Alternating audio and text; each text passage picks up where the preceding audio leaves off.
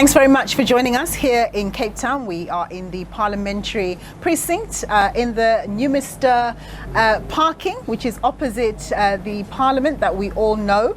As you can see, these are visuals of the inside of the dome, where proceedings, well, it's outside actually, where proceedings are going to take place. We are now inside the dome where Finance Minister Enoch Godongwana will be delivering that speech. They're just making sure that they make the place meticulous ahead of the dignitaries, the MPs, etc., going in there a little bit later. No doubt we'll see them streaming in at around 1 o'clock or even before that, ahead of the Finance Minister, who will do his own little catwalk towards the venue at about 1:45, and of course we'll be sure to cover that. In studio with me I have two economists, very smart people. Arthur Camp, who's the Chief Economist at Sanlam Investment Services, and Martin Ackerman, he's Chief Economist at Citadel Investment Services. And this is really their beat. This is their bread and butter. Thank you very much, sirs, for joining us. A lot of speculation around what will come out of the budget speech. What are you anticipating, Arthur? Morning, Nompo. No, I don't think huge surprises relative to expectations, but I do think that we want confirmation on a few things. And I think the most important one of those is that we are still on a fiscal consolidation path, because ultimately the idea here would be to stabilize debt, eventually bring it down, which then lowers borrowing costs and frees up resources for spending elsewhere. I think also some more information around funding, particularly not just the market funding, but also longer term. How are we going to fund infrastructure spending in particular? The only way the fiscal maths is going to work out here in the longer term is if we grow the economy faster.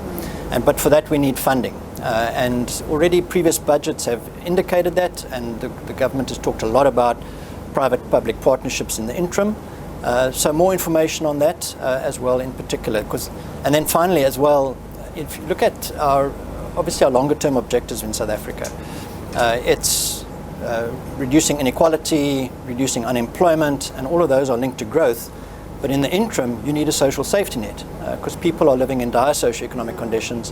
And how do you apportion what you have available for that in the near term? Yeah, that's what I was going to come to as Arthur was outlining all these things. How do you balance the need to ensure that growth is going to take place and all of that, while at the same time catering for our situation right now? Students who can't afford to go to school because of transport costs, as my colleague was discussing in the Northwest earlier, people being able to just afford the basics. How do you balance that with all the other imperatives that will secure long-term growth and hopefully prosperity for everybody, lifting all our boats? I think let's take maybe just a slightly longer term view. So we've been talking about this, like I've said, for the last 5 years, and the silver bullet is really economic growth. If we can get to sustainable economic growth, we can address all the social issues, the budget will look much better, our reliance on debt will be less, but we haven't achieved that for the last 5 odd years. Debt to GDP 15 years ago was only 27%. Now we're sitting at, well, touching 75%. Compared to some of the developed markets, it's still low, but the big difference there is we pay in rands, we don't pay in dollars. So obviously we can't keep on borrowing to address the issues that you've said, like the social net, students, healthcare. So the urgency of reform is so much more important today. And at the same time, you know, the challenges globally are building. So I think where we are today, and fortunately compared to where we've been 5 years ago, there's definitely some fast tracking on some of the reforms. You know, 5 years ago we still didn't know what we're going to do with Eskom. Now, touch wood, we're out of load shedding most days. So we are making progress. Same is happening in terms of the logistical networks, the ports and the likes. So the fast track of that to allow private sector to come back into the game and to make a difference will get economic growth going.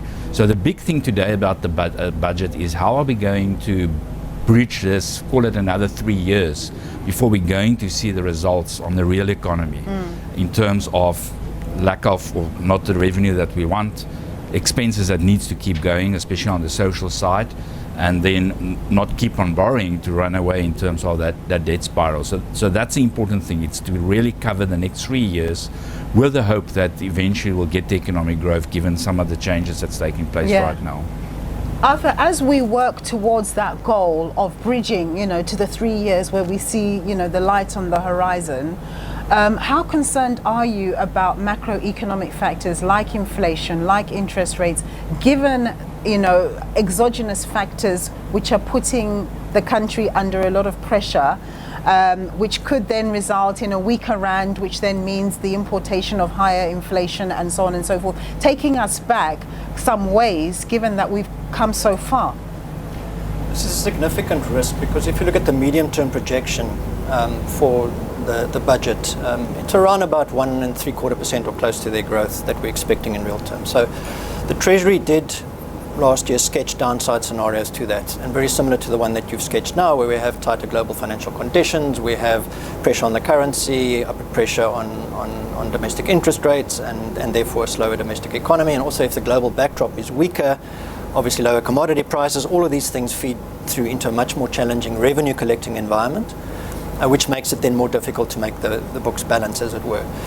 So this is a significant risk, but I think the only thing you can do as responding as a government and as a treasury in this environment is to stick to your building blocks.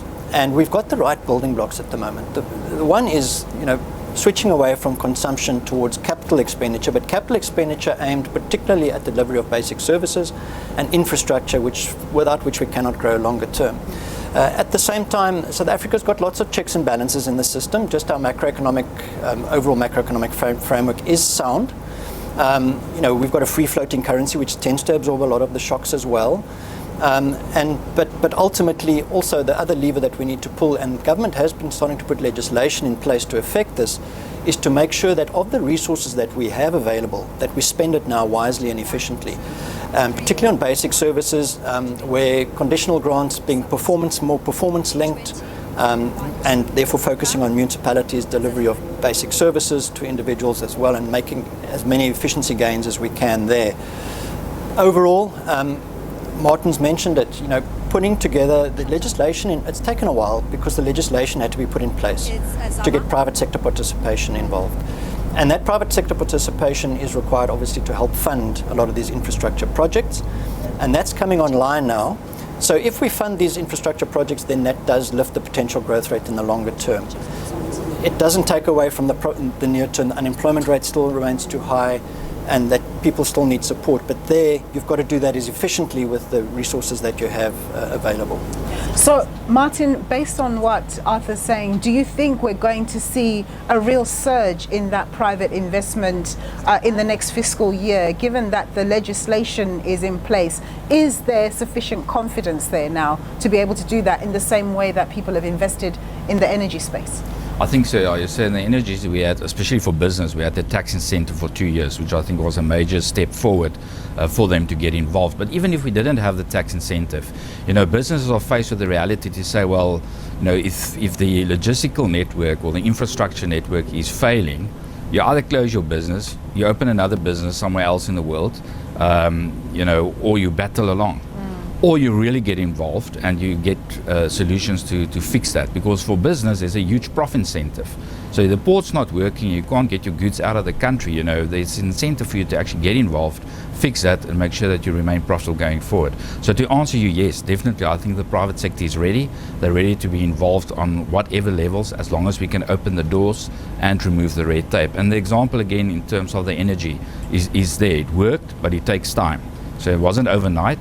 And that's why I'm saying our potential growth, get back to what Arthur said, it's not going to happen this year or the next. So that's the gap that I'm talking about that we need to breach. But if we continue down this line, 3 years from now, if we're lucky and the world is treating us well, we can get to 2.5% to 3% growth, which will make a huge difference in terms of the strain that's on the budget. All right, we wait and see. Gents, thank you so much for your time and insights. That was Arthur Camp, he's Chief Economist at Sanlam Investment Services, and Martin Ackerman, Chief Economist at Citadel Investment Services, speaking to a myriad of issues that speak to economic growth and the importance of investment. Some positivity about the level of confidence among the private sector to actually get investment going. Transnet is another sort of elephant in the room that still needs attention. Eskom has been looked after very nicely by the government. Transnet says it needs about 90 billion rand support. It was given a guarantee last year of about 47 billion rand. The question mark is, will it get a bit more concrete support from government? This is yet one of the many sort of pressures on government spending, so we wait to see what comes out in that regard.